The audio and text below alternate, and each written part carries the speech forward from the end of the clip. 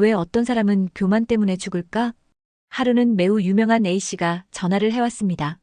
경력도 화려했고 자신의 삶의 간증으로 한국교회의 신드롬을 일으킨 신실한 분이었습니다. 그러나 암이 재발되었다는 소식을 들었습니다. 그 A씨가 지인의 소개로 저에게 전화를 걸어온 것이었습니다. 자신이 얼마나 살 수 있을지 궁금해했습니다. 저는 생명이 매우 짧습니다. 라고 말했습니다. A씨가 곧 죽을 것이라는 이야기를 돌려서 말한 것입니다. 그러나 A씨는 히스기야의 기도를 했고 하나님께서 자신의 생명을 연장해 주신다는 응답을 들었다며 저의 말을 부인했습니다.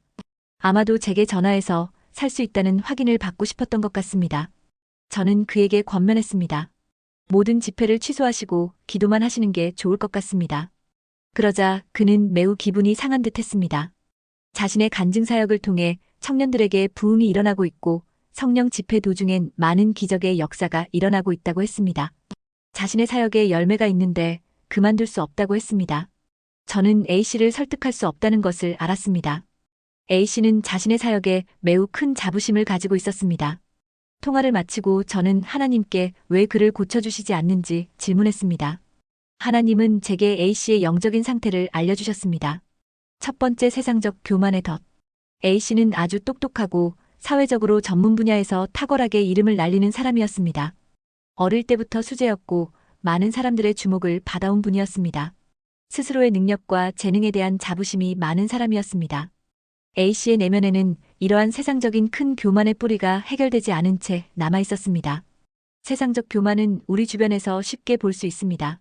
학벌로, 부로, 지위로, 능력으로 상대를 무시합니다. 내가 이 정도 대학을 나왔는데, 내가 이 정도 재산이 있는데, 내가 이런 직책에 있는데 라는 생각이 마음속 깊이 자리 잡습니다. 우리가 가진 모든 것은 하나님께서 주신 것입니다. 재능도, 기회도, 환경도 모두 하나님의 은혜입니다. 그런데 우리는 마치 자신의 노력과 능력으로만 이룬 것처럼 착각합니다. 이것이 바로 세상적 교만의 뿌리입니다. 두 번째, 영적 교만. A씨의 경우 원래 있던 자신의 세상적인 교만의 뿌리가 신앙생활을 하면서도 해결되지 않았습니다. 오히려 그 교만은 영적인 교만과 합쳐져서 더욱 깊어졌습니다. 자신의 신앙과 믿음, 살아온 삶의 여정을 사람들 앞에서 간증하고 집회에서 나타나는 성령의 역사로 인해 영적으로 교만한 상태에 빠진 것입니다. 그러나 그는 자신의 영적인 상태를 살피지 못했습니다. 아마도 사람들 앞에서 하나님의 영광을 드러낸다고 여겼을 것입니다.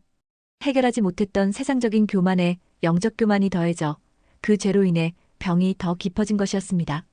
그가 더 살려면 교만의 죄를 해결해야 했습니다.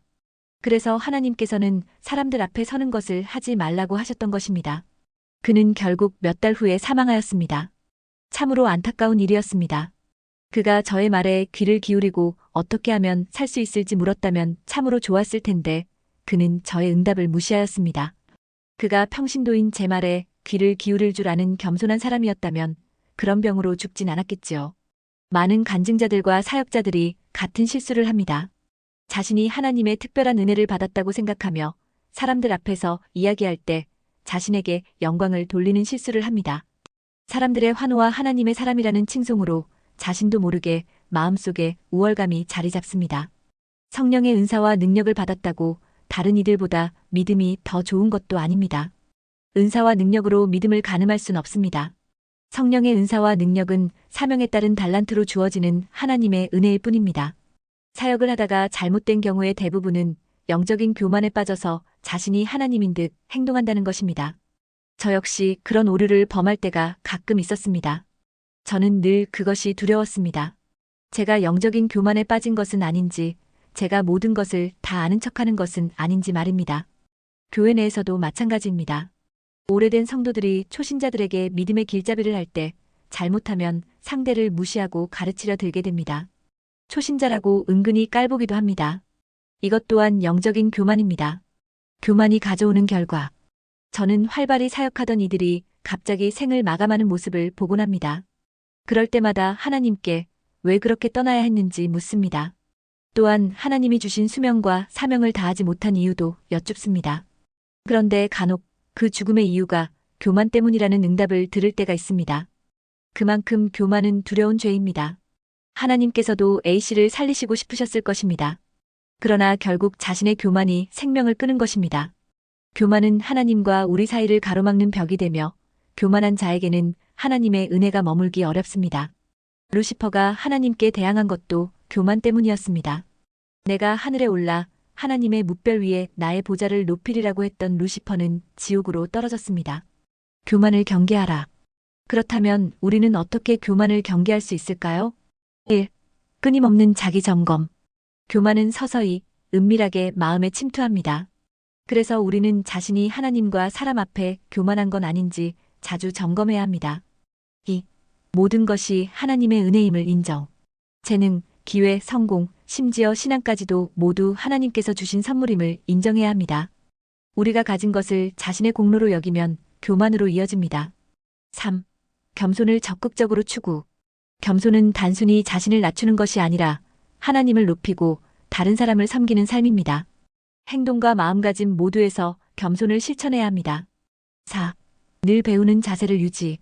아무리 오래 신앙생활을 했고 많은 은사를 받았다고 해도 우리는 여전히 배워야 할 것이 많습니다.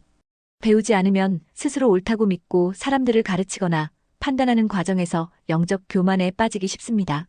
하나님과 사람 앞에서 겸손히 배우는 자세를 유지할 때 우리의 신앙과 사역은 더욱 건강하게 성장합니다. 결론. 교만은 무서운 죄입니다. 세상적 교만이든 영적 교만이든 결국 생명을 잃고 멸망에 이르게 합니다. 성경은 분명히 말씀합니다.